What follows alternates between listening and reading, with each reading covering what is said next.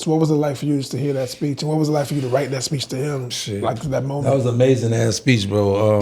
But for me, I felt like that speech opened the door for all the fathers of America. Like, we all heard that speech and we all cried to that speech. And it made a difference in us being dads across the globe, to me. It wasn't just for me. It was great that it was me that he opened it up to, but for everybody that's been through so much in life as far as dads, go, I thought that speech paved the way for all us dads across the globe. Yeah, so I did the speech. Obviously, I practiced it over and over.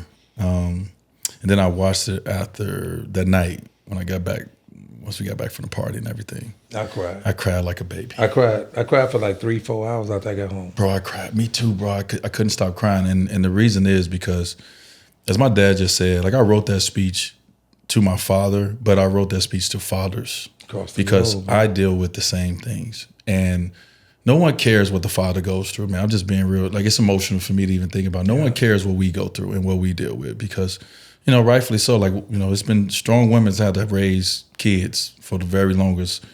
A lot of it without men, right? But no one understands the reasons why all the time, and no one gives a fuck about the reasons why. Right. It ain't just you don't want to be around, right? And so it hurts sometimes being in the position of a father because you don't really have a lot of say so, in a sense of not like you ain't the iron fist. Like you are the iron fist. Mm-hmm. And that right there, that ain't just your only role. That's not the only thing you provide. True. And so, it's unfortunate, man, and I love I love my mother to death. But I think as I continue to grow older and as I continue to have experiences as a father, I appreciate my dad and what he went through to be in my life because I know how hard it is, bro. Especially when relationships don't work out.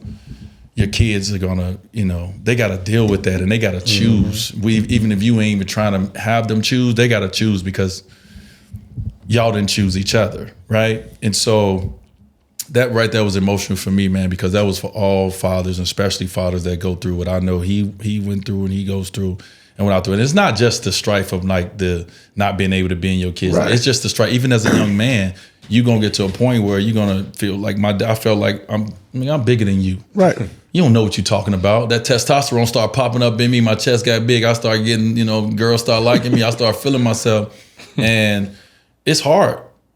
It's going to be hard with your son that, and one day he's going to look you eye in the eye because he's going to challenge you.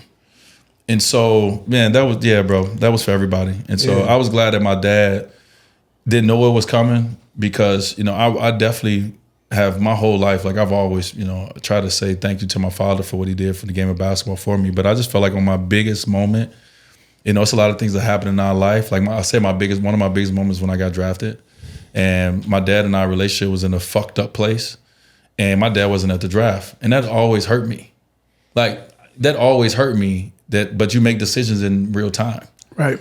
But when I got a chance to have that moment again, I was not going to allow that moment to pass without my father understanding